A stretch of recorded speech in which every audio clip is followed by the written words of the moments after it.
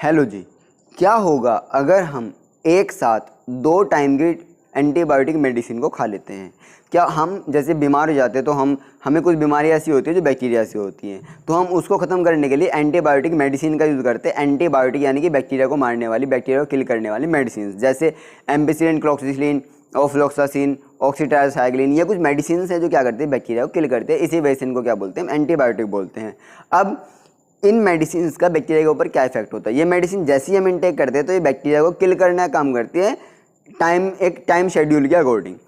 और इनका एक पर्टिकुलर पैटर्न होता है कि आप इसको दिन में 2 बार लीजिए, इसको सुबह दोपहर शाम लीजिए, तो पर्टिकुलर पैटर्न होता है। लेकिन क्या होता है, कई बार हम भूल जाते हैं कि हमें याद नहीं रहता कि हमने अभी सुबह मेडिसिन लेनी थी, लेकिन वो याद नहीं आ रहा, तो फिर हम सोचते हैं कि शाम को हम सुबह और शाम वाली दोनों मेडिसिन ले लें। लेकिन क्या होगा अगर इन 2 टाइम की मेडिसिन को हम एक टाइम पे ले लेते हैं। तो बात करते हैं सबसे पहले कि इसका बैक्टीरिया के ऊपर क्या इफेक्ट होगा। इसका बैक्टीरिया के ऊपर सबसे पहला इफेक्ट ये होगा कि वो बैक्टीरिया को जल्दी से किल कर देंगे, पहला इफेक्ट ये।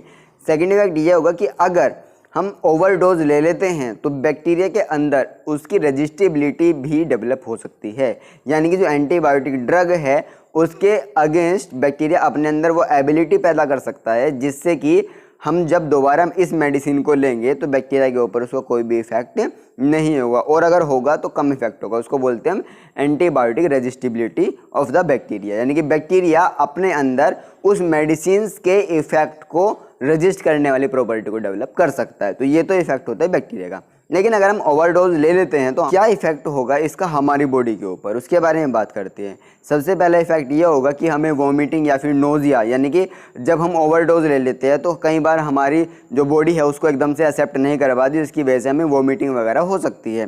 सेकेंड पॉइंट में बात करते हैं डिजीनेस एंड हेडेक, यानी कि हमारा सर दर्द होगा और हमें मतलब थोड़ा डिजीनेस फील होगी।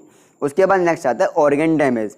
जो हमारे ऑर्गन्स हैं उनका डैमेज होने के चांसेस बढ़ जाते हैं, क्योंकि उनके ऊपर लोड बढ़ जाता है, उनके ऊपर प्रेशर बढ़ जाता है, जिसकी वजह से हमारे ऑर्गन डैमेज हो सकते हैं।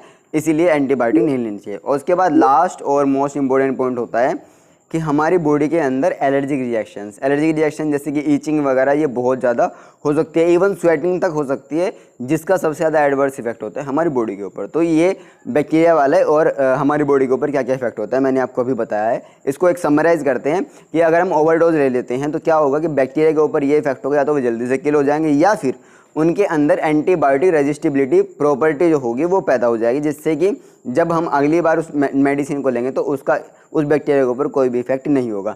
बात करते हैं ह्यूमन बॉडी के ऊपर, तो हमारी बॉडी के ऊपर इसका क्या इफेक्ट होगा। सबसे पहला डिजीनेस, हेडेक, हमारे सर दर्द हो जाएगा। नेक्स्ट आता है वोमिटिंग, हमें वोमिटिंग आ सकती है। नेक्स्ट आता है ऑर्गन डैमेज, ऑर्गन जैसे किडनी वगैरह वो क्या होगी, डैमेज हो सकती है।